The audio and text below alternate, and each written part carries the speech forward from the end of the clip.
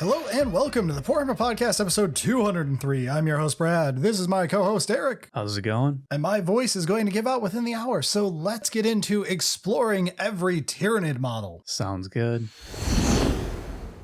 Alright, so this edition, Tyranid's got quite a glow up. There's some new stuff. I figure it's about time that we actually talk about all the models, right? 3 years after most of them came out, yeah.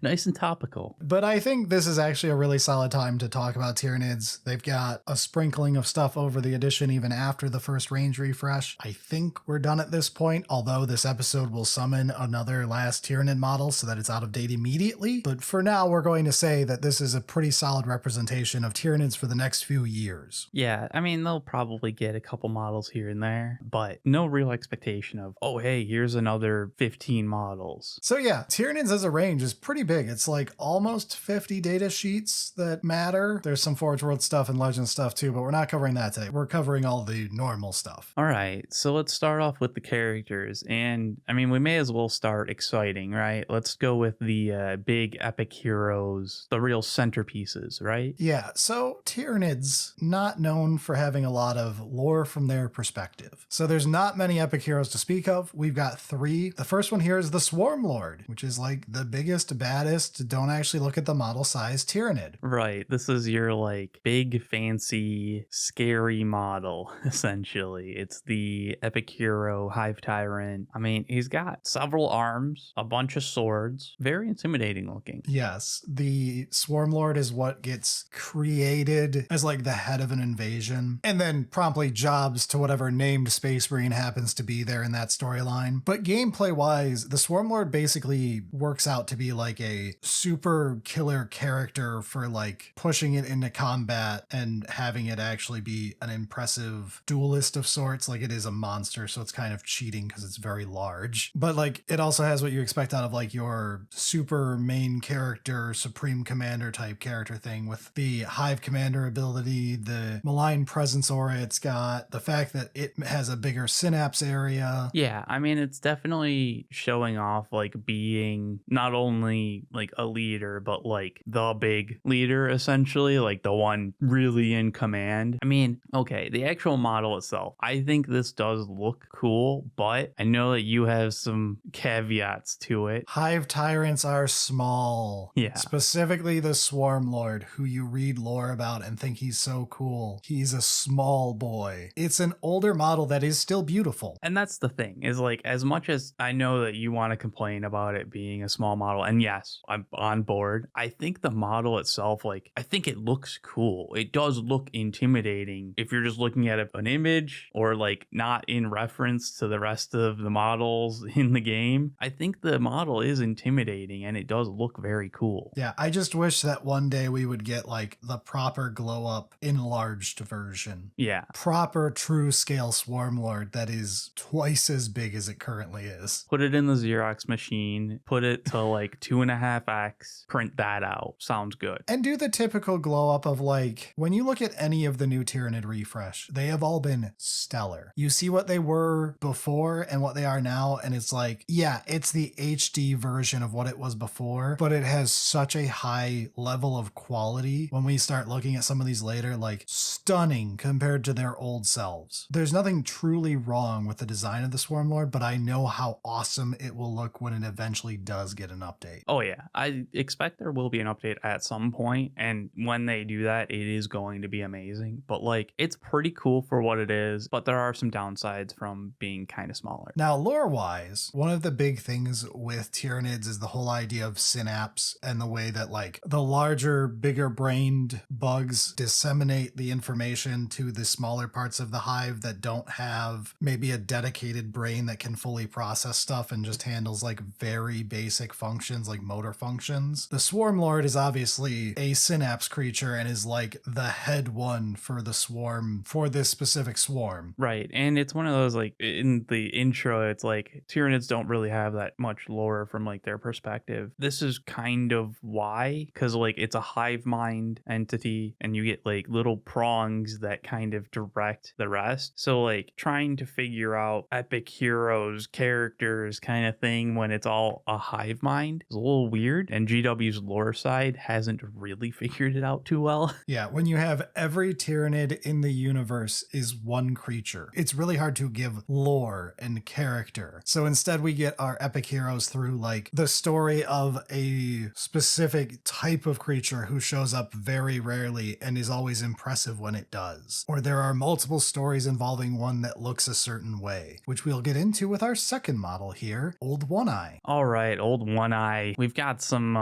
actual kind of lore, I guess, sort of. But yeah, this is our epic hero named Carnifex. And it turns out he's got one eye. It's hilarious because like an actual Carnifex has 0 eyes.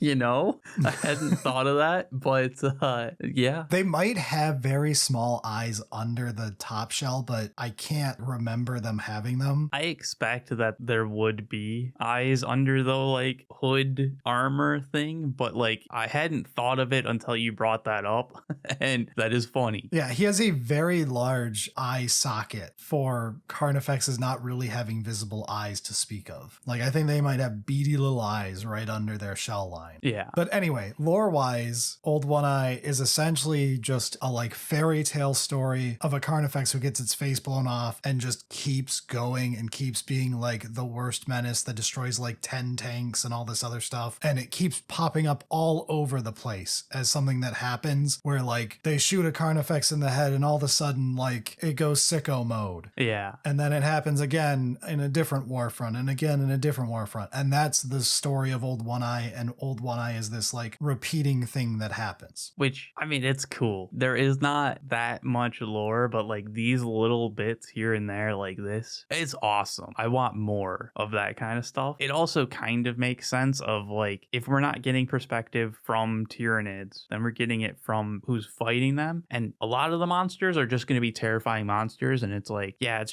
just a monster, bro. It's scary, run. There was 40 of that thing in front of me. And then you get the story of Old One Eye, and it's like, oh yeah, I've heard of that before, kind of thing. And so like it gets passed through the ranks, and that's cool. For what Old One Eye is, he is basically your leader for Carnifexes if you want to play a bunch of Carnifexes. He is also quite a tanky boy and hits pretty decently, especially considering the points and everything. But we won't get too into gameplay details to make this a little more timeless. Just in general, it's a monster that is very good at slicing stuff up and is quite tanky, as usually its two defining characteristics gameplay wise, and it tends to be the thing that you want to put with other Carnifexes. And from the model itself, yes, I can see it being quite tanky and very scary in melee. Yeah, it is funny to me, like we'll talk about the Carnifexes further down, but Old One Eye is just like a head swap and a specific loadout of arms on a Carnifex. Mm-hmm. But like the Carnifex model is old as dirt by this point, but is still one of my favorite designs. Like it looks so good. It holds up so well. Again, it's smaller than you think it's going to be, just like yes. Old Dreads, which it's the equivalent of more or less, are small compared to like a Redemptor. I'm just waiting for the Redemptorified Carnifexes that have this beautiful same design with their big scythe arms and all that. I love the Carnifex model. It's a similar thing to the Swarmlord of their older models. I think these are like two of the oldest models in the range at this point, but they still just look so good. That's why they didn't need the update that the other old stuff did. Right, but that does mean that like the scale aspect is noticeable more so than it otherwise would be, but like from the model itself, very cool. I think the Old One Eye head swap in particular loadout is menacing, dude, with those giant claws, and it feels right from like the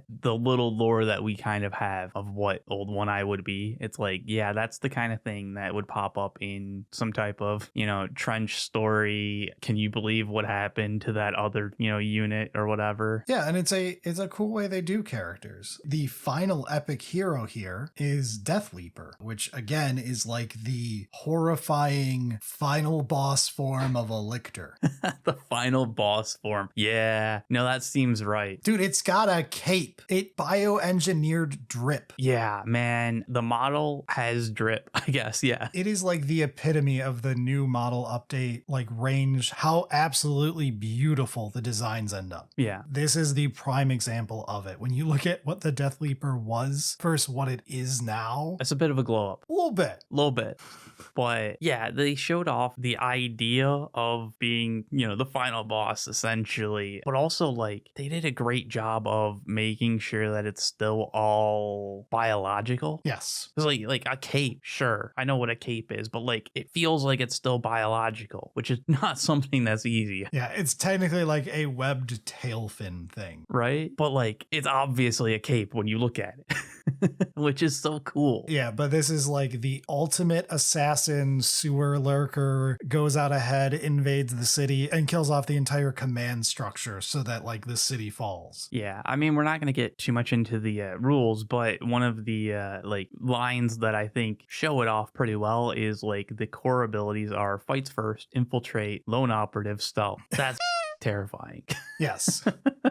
Right? It is the Cthulhu-faced assassin. Yeah. Oh man, that's true. The like head face. Oh, it's so good. God, it's so cool. That's like the thematic reason the tail is like a big fin that makes it a cape, is it's like the creepy swimmy go up the sewers and like through pipe work and stuff to like get to a target. Yeah, the Deathleaper is just so, that's cool. And this is like your poster child for a section of the army that we're going to get to talk about. But if you like this design, there is a whole part of Tyranids that will likely appeal to you. Yeah, that's the end of the like epic heroes, but we've still got more characters. So Hive Tyrant, or do we want to start with Winged Hive Tyrant? They're the same thing. Let's talk about it. So this is the same kit as the Swarmlord. It can build any of the three variants: Swarmlord, Winged Hive Tyrant, or Hive Tyrant. The Swarmlord is just a Hive Tyrant with a very specific loadout, and the Winged Hive Tyrant is the Hive Tyrant, but it's got wings. I know that's shocking given the name. It is absolutely shocking. I like the way that the wings work, but let's just talk about the Hive Tyrant itself, I guess, because like that's the base that everything else was built on. Sure. So this is, to put it in Space Marine terms, this is your captain or like your chapter master for your custom chapter, but in your case, like you're part of whatever your hive fleet is. So the Hive Tyrant is basically like the center of your force. Both rule-wise, it has a bunch of stuff to help with like being the actual literal center of a force, and from a lore perspective, it is the thing leading the charge. That's why it's called a Hive Tyrant. Yeah, and we kind of brought it up with the Swarmlord of being like a leader, but also because this was a hive mind, they're like a major conduit of the hive mind to then direct, the rest of the force essentially. So Tyranids are a big psychic faction. They have the Shadow and the Warp, which screws with other psychic factions and even non-psychic ones. It's so cool. All right. The fact that it's just this like devastatingly ominous presence that is like moving through the warp and like psychic presence. Oh, it's the fact that it is such a large singular mind because it's the hive mind, that it causes the shadow within the warp, as it is a reflection of the thoughts of reality and the emotions and all that, of like this singular mind and purpose screws with everything else in its vicinity from a psychic angle. And it just like, and it's expanding and like, that's cool. But yeah, so like psychic is a big part of Tyranids because of all that. And so like a lot of the synapse monster type things have like psychic part to it because it's all the like conduit stuff. So you'll see a lot of like psychic abilities on, like the Hive Tyrant, for example. Yeah, and again, from a like general gameplay standpoint, like the Swarmlord, it is a big monster with giant swords or guns, so it can be very devastating on its own, but it also, buffs nearby stuff and all that. The Winged Hive Tyrant variant is a little more selfish. It is a bit less buffing things around it and a lot more being that same platform but flying, so it's more mobile. Yeah, I mean, it's really like what you would expect by equipping wings. It gets to move faster and further and all that kind of stuff. Yeah, Hive Tyrants to me as a Chaos Boy are very similar to how Demon Princes work, of like it is both a leader of your faction and the scariest thing your faction has to offer. It's not like in Tal where your faction leader is a little nerd. Your faction leader is scarier than everybody else. Which for Tyranids makes a lot of sense. It's a bunch of monsters, so like it should be led by a big scary monster, right? But if you want something a little bit more brainy and less physical fighty, you can go with the Neurotyrant, which is basically the brain version of a Hive Tyrant, where it's just a giant brain. Yeah, we don't need the gun or the swords or anything, just bigger brain. It looks like a big badass Zoanthrope when we get to them later, but this is basically if you like the psychic part of the army, the shadow and the warp part of the army, the general synapse creatures part, you like all that, then this is the type of thing you want to be like the core of your character collection, is something like a Neurotyrant to start off with. Yeah, and there's like a group of these like brain bug kind of things that are like clearly focused on the brain, the psychic, the synapse, like that kind of stuff. And they look pretty cool. The Neurotyrant specifically, I think, is amazing. Just does a great job of taking it to like 11. Yeah, from a painting project standpoint, by the way, the exposed giant brain is awesome for doing glow effects and stuff on. Oh, yeah, yeah. And the two little dancing squids are fun too. They're kind of like cute. They're really cute. Which is, I don't, like, how do you explain that? But it's true. For YouTube, Borrelio can post the alternating picture back and forth between the two where it's dancing. That lives rent-free in my head. Whenever anyone mentions the Neurotyrant, that is playing in my head. That is great. It's definitely a painting project that you can go crazy hard on, because there's a lot of like little details that you can, you know, let the model show itself off with some certain painting aspects, or go all in and like really customize it. Pretty cool. And then to get into a different part of the army, if you want to go like super swarm heavy, tons and tons of models, the carpet of gaunts, then you might want something like the Tervigon, the big mama.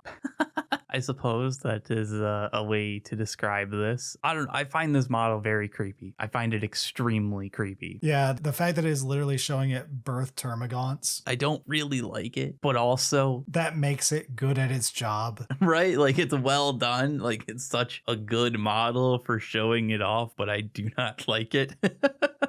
It's pretty cool. Definitely, yeah, showing off a little bit of the swarm aspect that Tyranids can exemplify as opposed to just big monsters. Yeah, which is fun because it's actually like the glue piece between the two as well. Mm-hmm. This is your big monster that is very arguable as a centerpiece to a swarm army. Yeah. But yeah, like rules-wise, it tends to be your medic of sorts. It basically gets used throughout every edition we've played of like either bringing in new units of Termagants or healing up units of Termagants, sometimes like currently buffing them. Yeah, I mean, it's definitely focused. You're going to want to have a bunch of Termagants if you're interested in the Tervigon. But from there, I guess we can talk about the Broodlord. Sure. So the Broodlord gets into the part we're going to talk about with the follow-up to the Deathleaper. This is your more generic like Vanguard Invader for 10th edition character. This is your Genestealer character, your character who's going to be doing the really the more agile part of the army. That's like your first invasion. Yeah, definitely the leading wave of the actual army following it up kind of thing. Lots of assassins, lots of mobile trade pieces. It's definitely a way to show how varied a single faction can be collection-wise. Like you can go to one game playing your big chunks of swarms. You can go to another playing giant monster mash. You can go to another playing this super techie feeling, like trade heavy, assassin heavy, totally different feeling army, and your Tyranids on all three of these games. Yeah, it's definitely also different like play styles, but the model itself,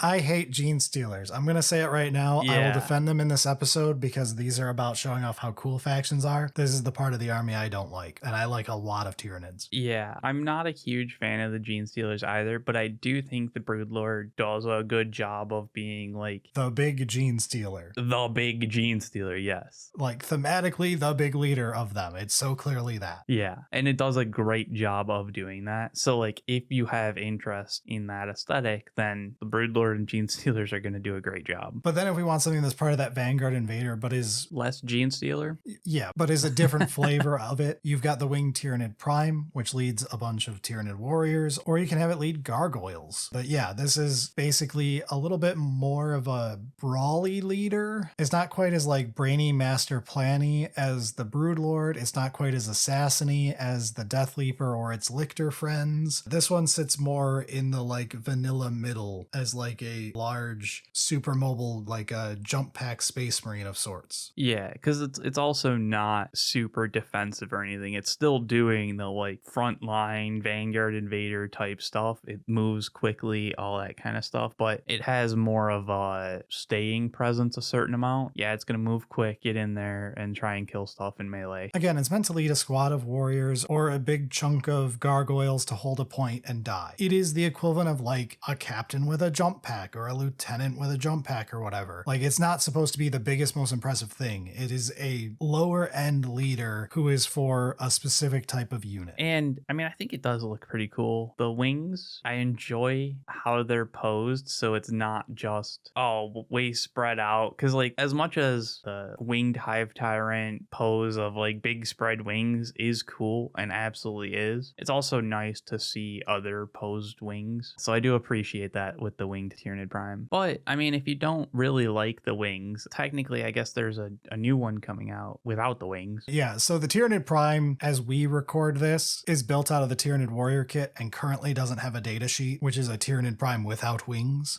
It had a data sheet in several previous editions. Now it's just the leader of the squad. There is going to be a new kit for it and possibly a data sheet to make it a character version. We will find out after this airs, but for now, here you go. It is a thing that is going to be existing very soon, and it will likely fill the exact same role as the Winged Tyranid Prime when it does, except this is the non-winged variant. Yeah, I do think the new one looks pretty neat, but yeah, it's not quite out yet. So let's move into the Parasite of Mortrex. So again, this is also a Vanguard Invader character. We got a pile of these in a row here. Which I guess from like kind of a lore aspect, they're the ones that like are leading the charge essentially. So yeah, the first thing you get invaded by after a Genestealer call. Right. So like it makes sense that like they're the ones that we can point to and be like, that's a character.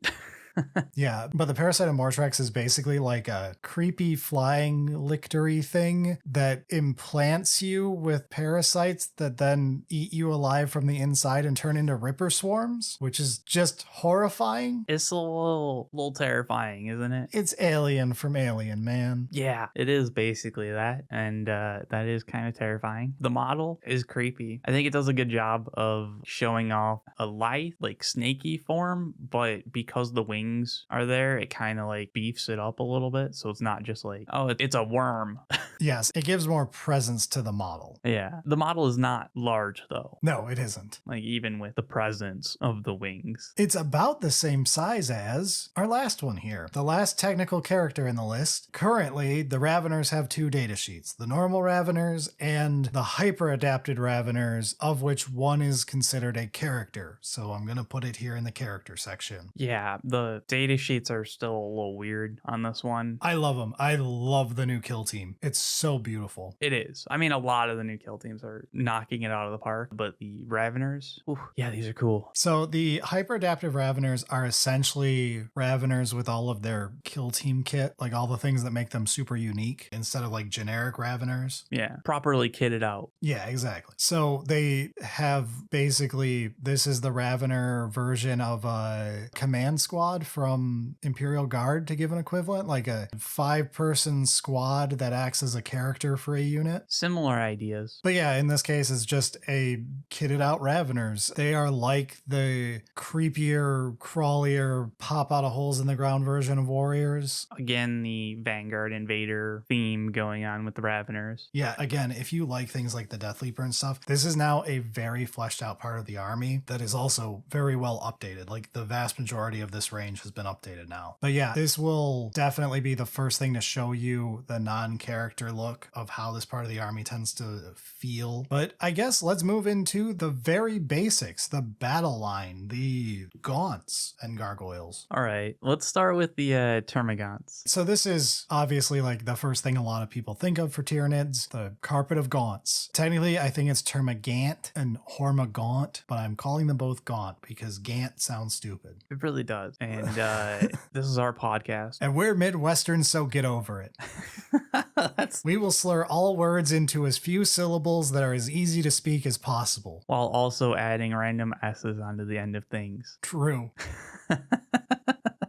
Gonna go down to Myers. But yeah, so the Termagants, I mean, we kind of brought them up with the Tervigon. So these are the rest. This is the swarm, the carpet of scary little monsters. This is the lowest, simplest life form you're going to get data sheets for en masse if you're not counting things like Ripper swarms that are like, you know, a swarm of something. Yeah, kind of like Necron Scarab. Yeah, this is your derp, your nobody. This is your like Imperial Guardsmen, but for Tyranids. The true most disposable thing possible. Right, so we've got 3 different Battleline units, but really we've got the Termagants and Hormagaunts. The Termagants being the ranged version. Yes, the version with a biogun that shoots smaller life forms. And man, is it pretty awesome that like there's bioguns in this game, right? Like that's cool, okay? Yes, and bio bullets where the bullets themselves are other Tyranids. Yeah. It is a single life form the whole way down, so it's like, what's the bullet? It's not going to be metal. It's going to be same organic parts that everything else is made out of. It's so peak 40K.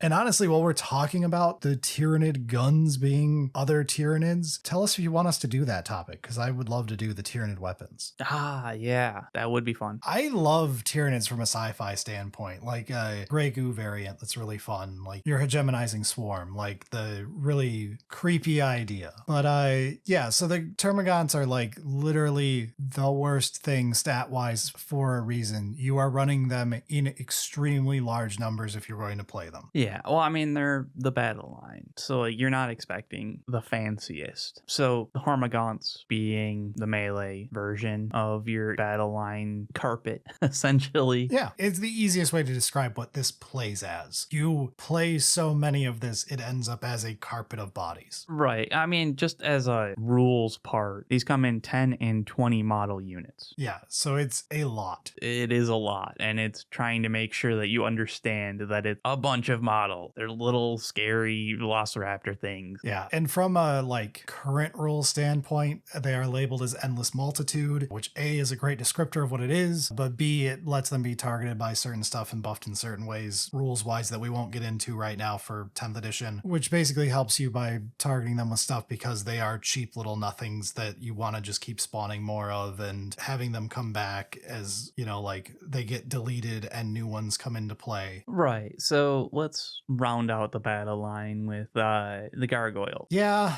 they're the derpiest of the 3 because they haven't been updated. From an idea intent of the model, very cool, I think. But they show you how much the Termagants look better now. The Gargoyle is a Termagant, but you take off the legs and you give it wings. Which is just like you actually take off the legs, not like, oh, you make them like small little like whatever. It's a swap. No, like no legs. Yeah, the fun part of Tyranids is because they are like created for a purpose of war. They don't need biology that makes sense for a day-to-day living standpoint. Gargoyles get made without legs, get chucked into the atmosphere, do their duty, and get obliterated in that process, or if they survive, throw themselves into a pile of goo to get reassimilated and turned into different Tyranids later. It is not individual creatures, it is like cells in your body. This is one of the units that to me shows off the hive mind aesthetic so well because of that like hyper specific focused on a thing and then goes away to become something else because their individualism isn't a thing. So the Gargoyles are like pretty cool. I mean, they've got their guns that they carry around with them. They do have a melee, but like that's just because everything does. Yeah, they're not the most exciting because they didn't get a nice glow up essentially. But from like an idea, I think the Gargoyles are really cool. But that kind of like wraps up our battle line. Yes, but it's not the end of the Gaunts. So we've got the Neurogaunts, which are not battle line, but they are the last of the endless multitudes here. So these are basically your glue between your brain bugs and your generic trash. These are your generic trash for the brain bugs, if that makes sense. It's a little weird, but yeah, there has to be like the layers of who's directing certain things, and the Neurogaunts kind of like fill in a layer there. So they're like really bad in every feasible way, except they are used as basically like Wi-Fi.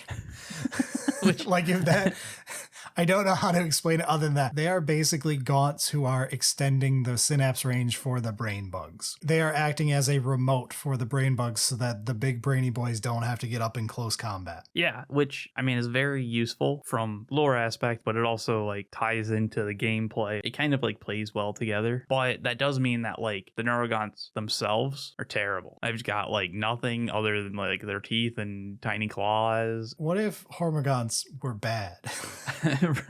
What Hormagaunts, but bad. Yeah, they look awesome though. I think these are really cool. I really love the fact that like there is an 11th one, like it's not squads of 10, it's 11, and the 11th one is like bigger with a big brain piece. Yeah, it's the Neurogaunt node beast and then a bunch of Neurogaunts, which I mean it's called a node beast, so the Wi-Fi idea makes a lot of sense. Your mesh network. Yeah, and they've got like it's almost like a smaller Tyranid bug that is like a latch-on piece that looks like it's controlling them. Yeah. Like thematically speaking. So I've kind of always thought of it as like kind of an antenna-like thing, but I see the latching on and controlling them as well now. Yeah, like it's part of them, but also it looks like it's like the fungus that controls the ants type thing. Yeah, because it does have a distinct line to it from the rest of the body. But yeah, either way, very cool. And that does kind of wrap up the endless multitude. Yeah, all of our carpets. But then we've got the Tyranid Warriors, of which there's 2 data sheets for them, but it's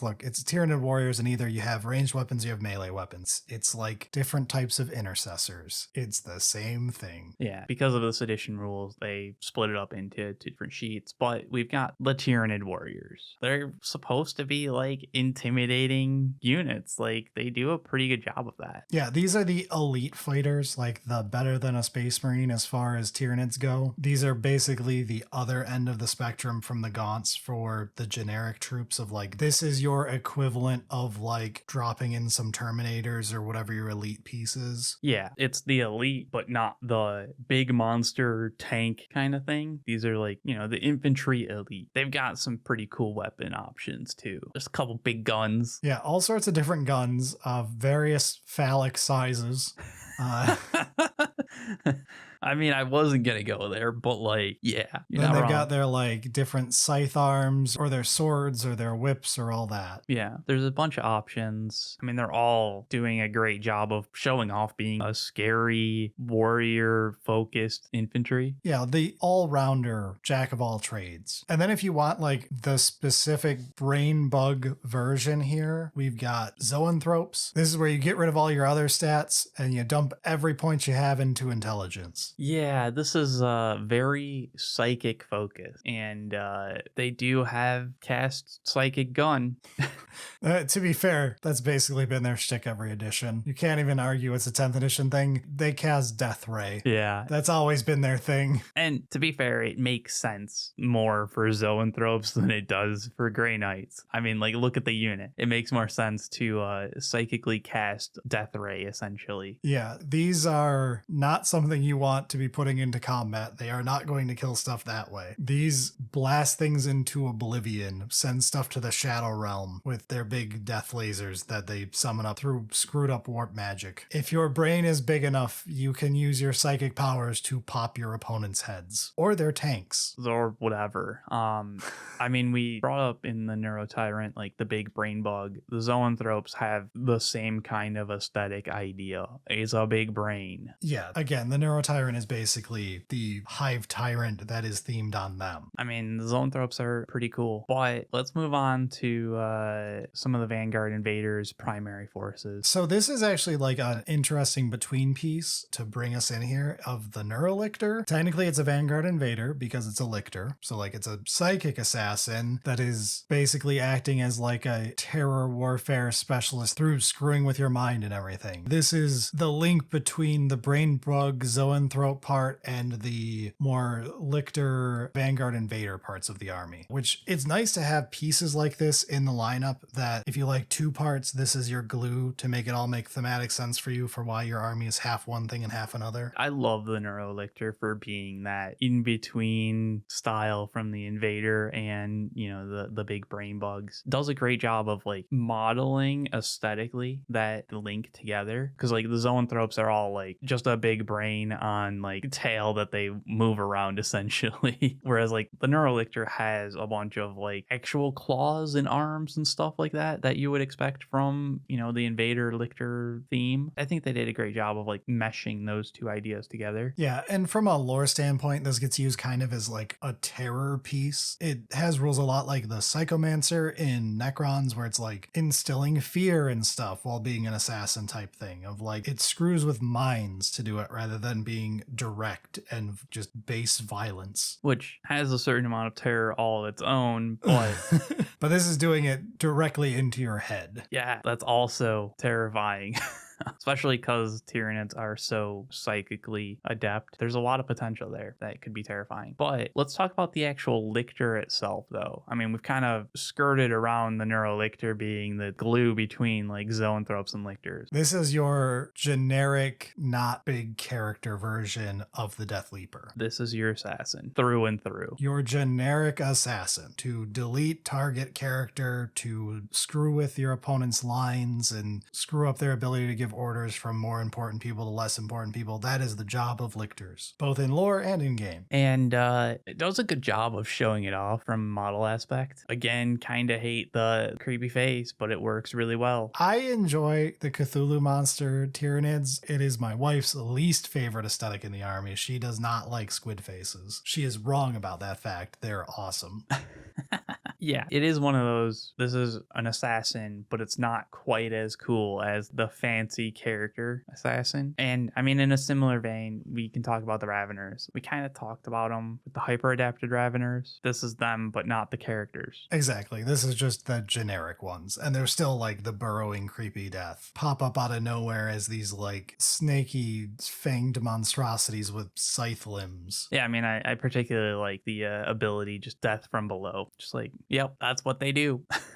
They burrow up and cut you up, essentially. In my head, they're like one of the two alternate, like multiple model unit versions of Lictors, where like these ones are based on like the Lictors already behind you thing of like the Raveners burrow up from below. Then the Von Ryan's Leapers are like, it's not as good as the Lictor at the job, but there's more of them. They also kind of look like, yeah, they're expecting to throw themselves away kind of sense. Like there's no real preservation intent on how this model looks. Yeah, the Lictor is the scalpel. The Von Ryan's Leapers is a thrown knife. Yeah, and I guess the Raveners are the landmine laid behind. Yeah, that's a pretty good way to put it. Yeah. And to close out our Vanguard Invaders for now, we have the Genestealers, which could be seen as a different type of glue between Tyranids and the Genestealer cults. Imagine that. But I will say Tyranid Genestealers are from Genestealer cult standpoint, pure strain Genestealers. This is one of my least favorite Tyranid aesthetics. I will say the new ones look better than the old ones, but they're still not my favorite thing. Cthulhu faces do help. The scrolling down for the Necromunda ones. Yeah, the Necromunda ones are cheating. Those ones look sick. Those ones look pretty cool. But they're like a weird fungoid one. Yeah, okay. I was trying to figure out how to explain the different aesthetics, but yeah, adding like a fungoid style to it kind of is, right? But yeah, I guess neither of us are particular fans of the Genestealer aesthetic. No, I love the Necromunda aesthetic though. That is much closer to how I plan to do my Genestealers, because I'm going with a less tyranny theme and a more cosmic horror-y theme, and the idea of them like having the weird growth coming out of them and stuff. But that has nothing to do with this episode. I have plans for an army that I'm gonna never finish. That's why there's a giant pile of Necromunda. There is a giant pile of Necromunda, but that is not for this episode. But I do think the updated Genestealers, they're a good model. It's not the aesthetic thing for either of us, but I think they did a good job of showing it off. Yeah, these are your hypermobile, more elite than a Hormagaunt, but like same task. Tear things apart. Yeah, these are not the assassin so much as just go fast and tear things apart. And then promptly get killed. Yeah, that happens. So we can move into like, I guess we can talk about like the harvesters in air quotes here. I mean, if we want to talk about promptly getting killed, we can talk about the Ripper Swarms. I mean, Ripper Swarms are awesome in the way that all swarms tend to be awesome. Nurglings, Scarabs, like just the cutest, smallest thing where you get a bunch of them on one base. And it's cute, even though, like, when you look at it, it would be terrifying in real life, absolutely horrifying. It really would be. But in 40K, they're just a swarm of little cute dudes. But yeah, Ripper Swarms are like the lowest life form that is like a playable model in Tyranids. There are multiple of them on a single base. They are so nothing. These are your swarms of ravenous things eating stuff, just a step above an acid wave. They're basically just claws, teeth, and a kind of way to move. And I guess there is technically a ranged weapon that you can equip on one of them or something like that. They're teeth and claws that move at you and eat you. But yeah, then getting into the rest of the harvesters and more what their task is, these are the things processing the biomass and turning it into more Tyranid weaponry. The Ripper Swarms being sent in giant waves to basically devour stuff and go process it. The Pyrovores and Biovores are more the like artillery beasts, I guess you could say. I mean, yeah, they are kind of artillery. It's a little weird for how they're shooting, particularly the Biovores shooting Sporemines, but yeah. The Pyrovore is shooting its like acid that turns into flame or whatever, like a mix of napalm. Right. I mean, from like an aesthetic standpoint, like you look at it and it's got this giant cannon thing on top of it, which from my understanding, the reason Pyrovores are going to be harvesters is because like they basically just consume a bunch of biomass and then can sometimes shoot it off when it needs to, kind of thing. Yes, and the way they're modeled is super creepy. The gun itself is a Tyranid. Like, it is riding on top of the Pyrovore or Biovore. Yeah, it just kind of like slots in. Yeah, you can see it more on the Biovore's model. The gun has legs and is riding on top of the main beast. It's so creepy. The fact that everything is a living thing in Tyranids. There is no manufactured parts. The guns are other Tyranids. And it's so fun to remember things like that with these models. Yeah, there isn't really a bunch of like individual intelligence. It's all hive mind, so like you don't have to worry about like competing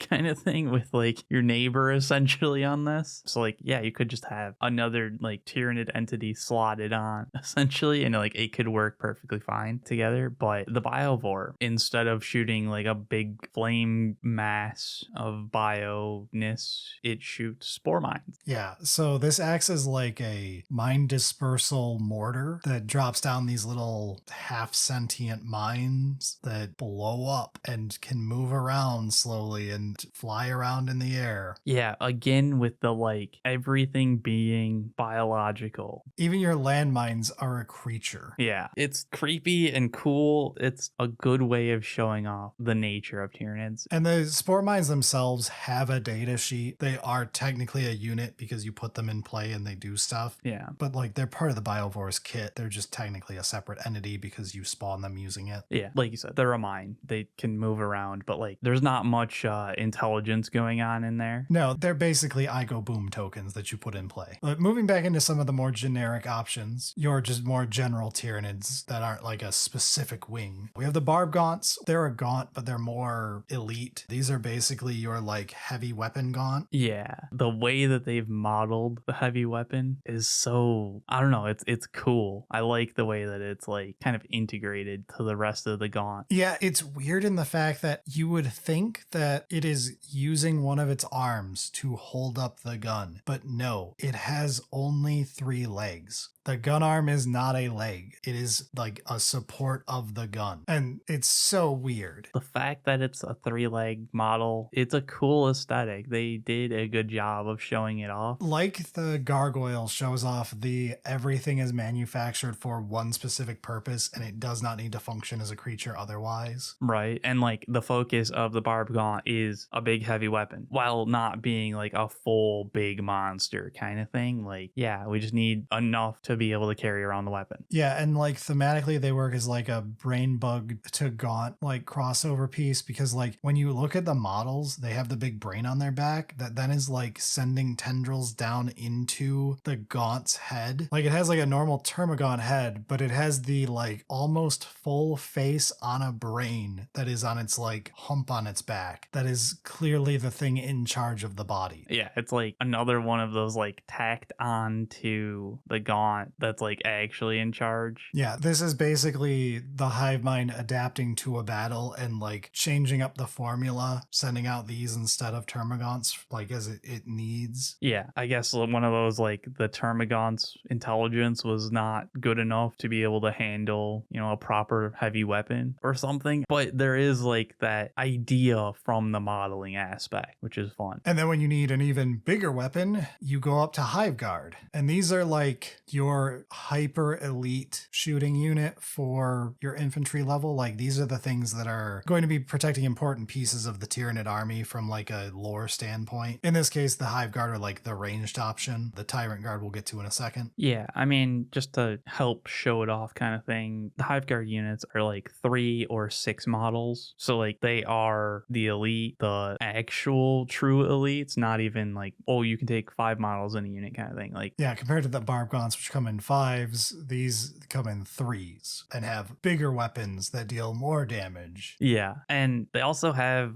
like a turtle shell, which is just, I think that little additional aspect is kind of fun. Yeah, I mean, they're way tougher too. Like the turtle shell is there to show how tough they are. And then the Tyrant Guard take it to the next level. Yeah, they definitely take the whole guard aesthetic, put more armor on to definitely make sure that what they're guarding is going to be safe. And yeah, the Tyrant Guard are the melee option as opposed to Hive Guard's range. And they're also the like literal named thing. The Tyrant Guard are often the thing guarding your Hive Tyrant. And if you happen to have Hive and Tyrant Guard, they can really protect your Hive Tyrant.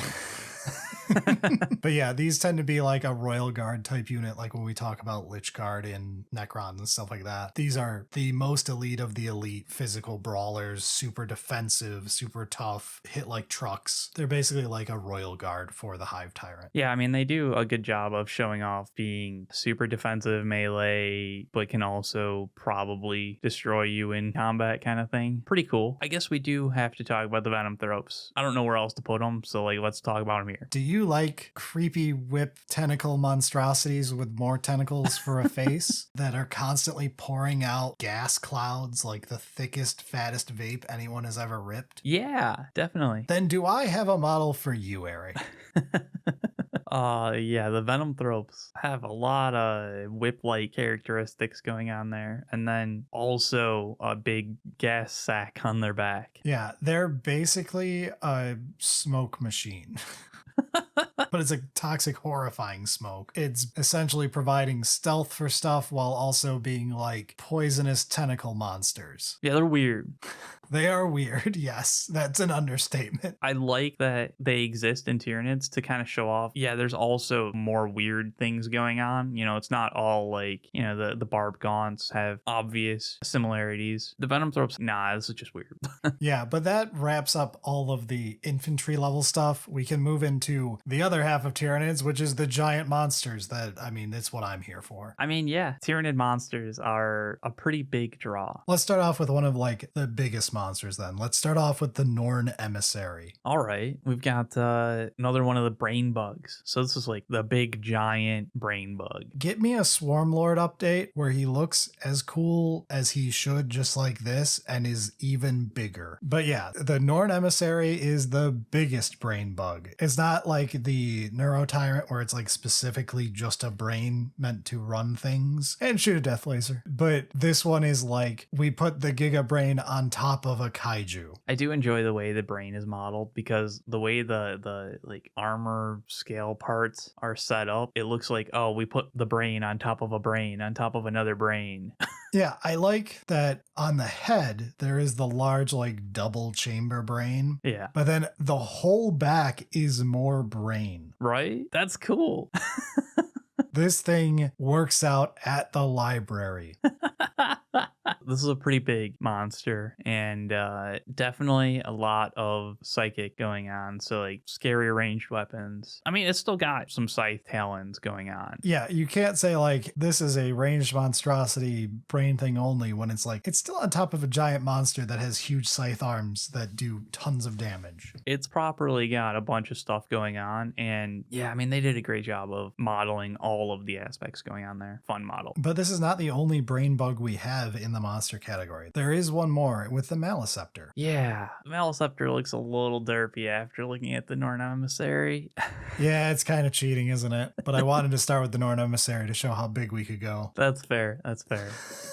I don't even dislike the Maleceptor. I do like the way that it shows off like the brain bug aesthetic, but we just came from the Norn Emissary and the Maleceptor is looking a little old and busted. Yeah, but again, I wanted to start with as big as we can go. But I do really like the Maleceptor as like the what if I made a brain into a tank? Yeah, it definitely has a feeling of Tyranid tank, but like let's make sure it has like proper psychic ranged weapons. Because I mean, the Maleceptor is reasonably big. It's a monster. It all builds into the Toxicrene, so it's large. But it's got some of the like older aesthetics. Yeah, I really like from a lore angle the idea that like because the hive mind is so psychically powerful, it doesn't just do what we'll see later with like let's put a gun on a big monster. It's like also we could attack them from a different vector and use a monster to contain a brain big enough to fire off super death lasers. Which that's just cool, right? From like a sci-fi 40k idea. It's just cool. And you know, another one of those like playing up the whole shadow and the warp psychic nature of Tyranids. But that does wrap up the like brain bug aesthetic. So I guess do you want to do Vanguard Invader again and show off like the monster scale version of that? Yeah, let's take a look at the Vanguard Invader section because like we've got a bunch of assassins that we've shown off essentially. Big giant monster assassin could be pretty neat. Let's see how they pull it off with the Mawloc. So the Mawloc is basically what if the Ravener was a giant monster that is mostly mouth.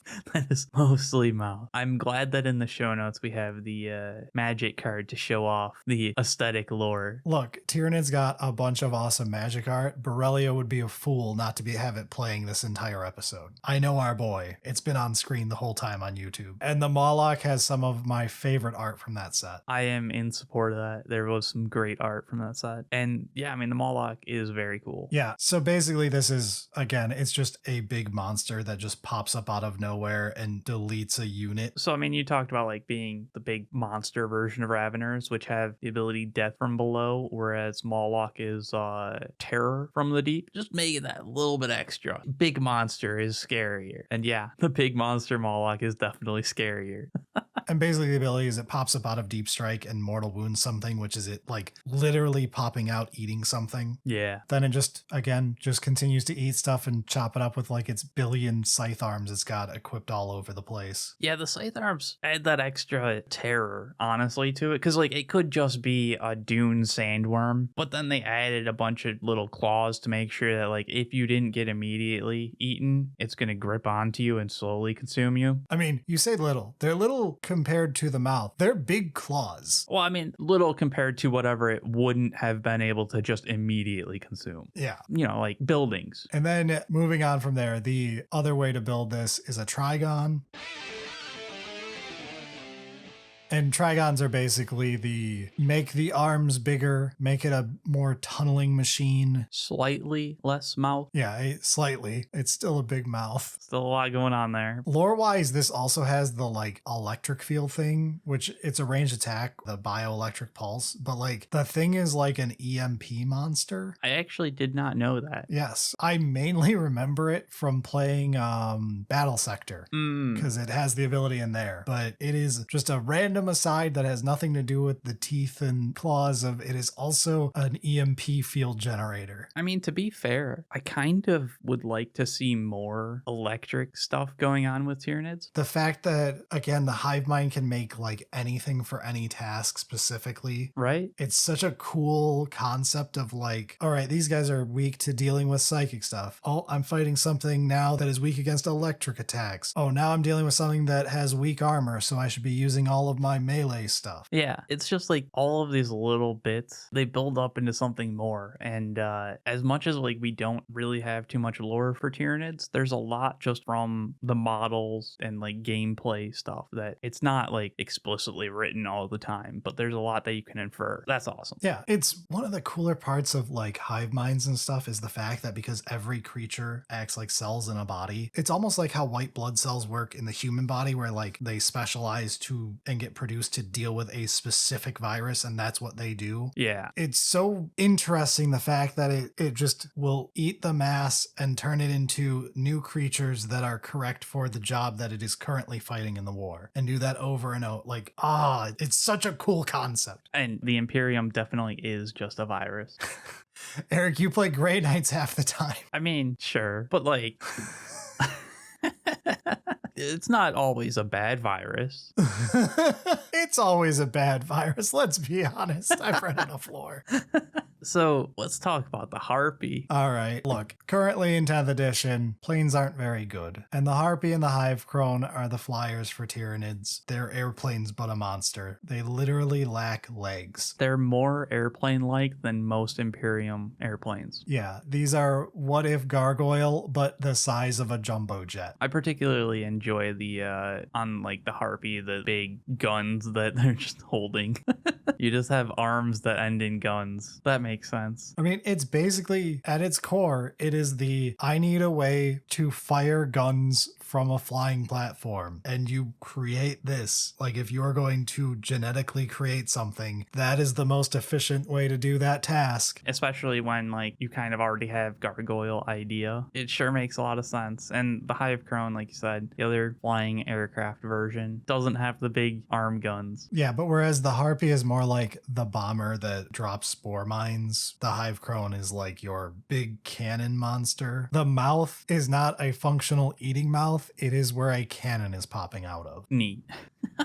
The weird underwing missile pods, I guess. The Tentaclicids? Sure. That's just another neat little adaptation. But yeah, I guess we can move on into the more harvester part of monsters with the Haruspex. What if we make a mouth so large that it opens into more mouth? Ah, yes. Wonderful. And then we give it a frog tongue. And I mean, I guess we'll put some legs on it and some armor and call it good. And two gigantic arms with giant crab claws. Yeah, this is kind of terrifying in a lot of aspects. Mostly how upsetting the mouth is. Yeah. This is, for those wondering, my wife's least favorite model in the Tyranid range, and I don't blame her because it creeps me out too. Yeah, that makes a lot of sense. That's fair. The model itself is melee focused, definitely, because it's trying to just eat you, but like it does have that little tongue aspect going on to pull you in. I love that the tongue is currently a precision weapon that can just eat a guy. Yeah. Just, you've got your Space Marines protecting their captain, and just all of a sudden the captain is gone.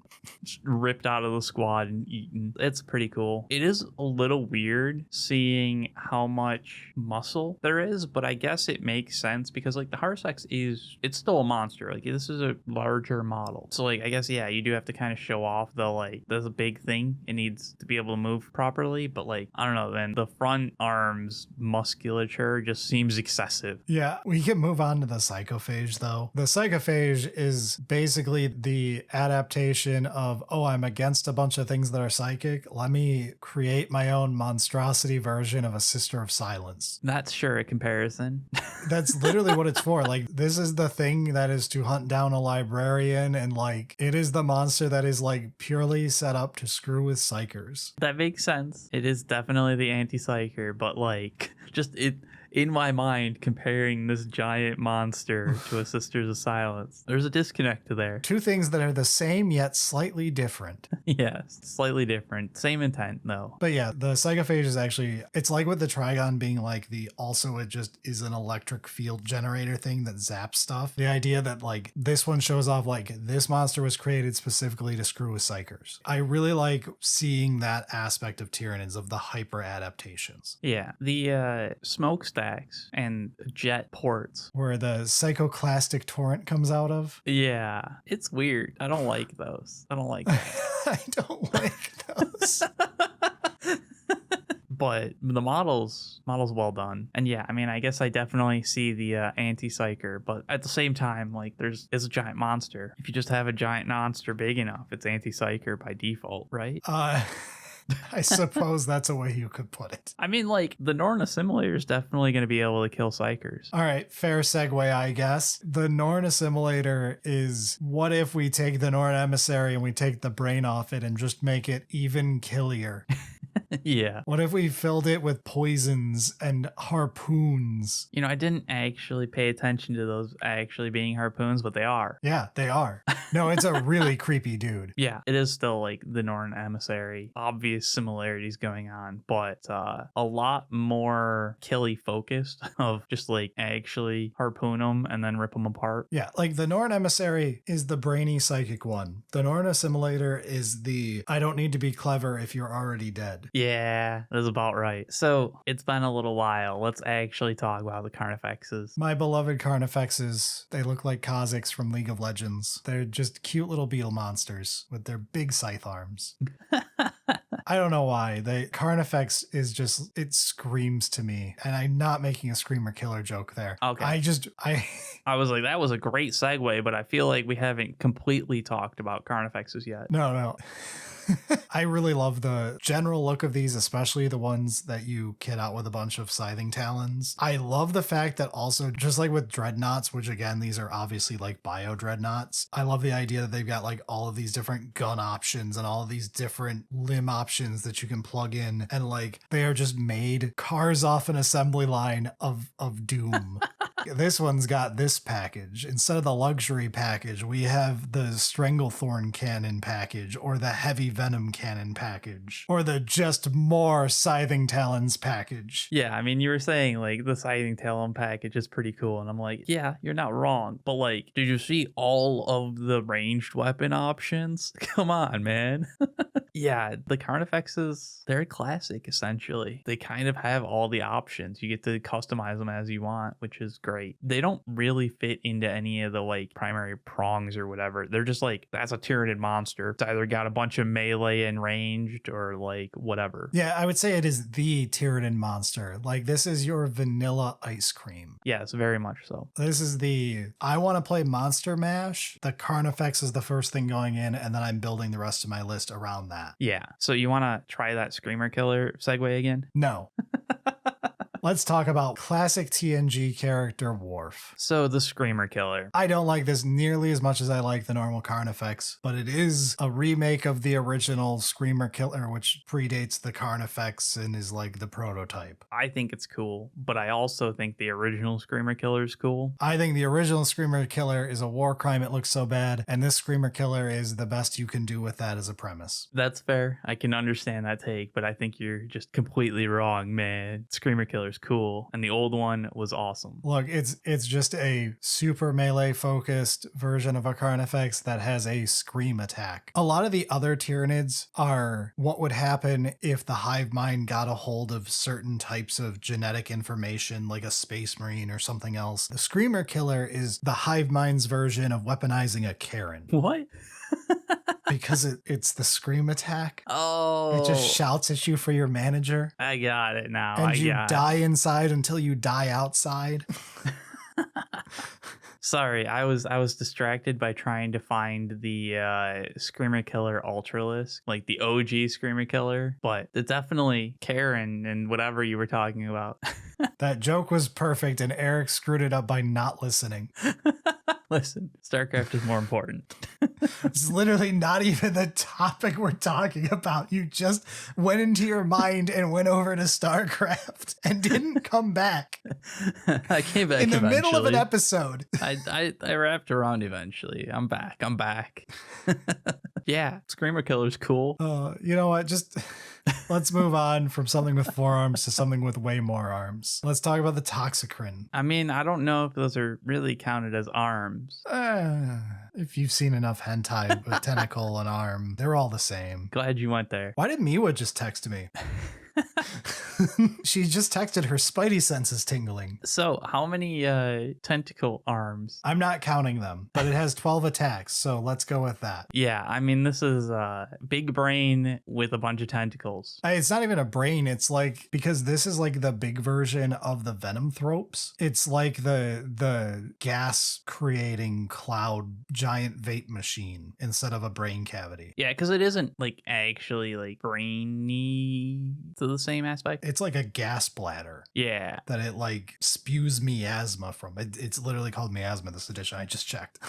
Yeah, man, the model is cool. All the tentacle whips, kind of annoying. Oh yeah, the model is super annoying, by the way, from a collection standpoint. If you ever try to field one of these and like play with it, those tentacle arms stick off many inches from the base. When you're playing 40k, it's a giant pain in the ass. For everyone. For literally everyone involved. You and your opponent are both going to be annoyed constantly. Yeah.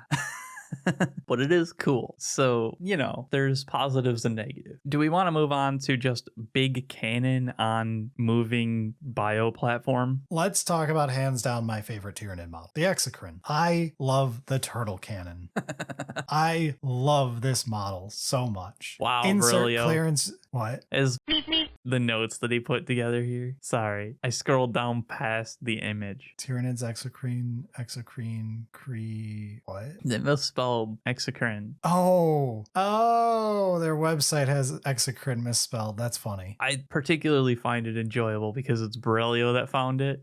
Yes, and the man who makes more English mistakes than anyone else on earth every single episode, to the point where I stopped having him redo videos because there were mistakes in them from his text boxes. I just gave up at a point. And he caught this. So long as it's not like really a problem, it can stay. But GW, get called out. Why do you love this model again? I like turtles, and I like cannons coming off of turtles. I like Blastoise. I like turtles.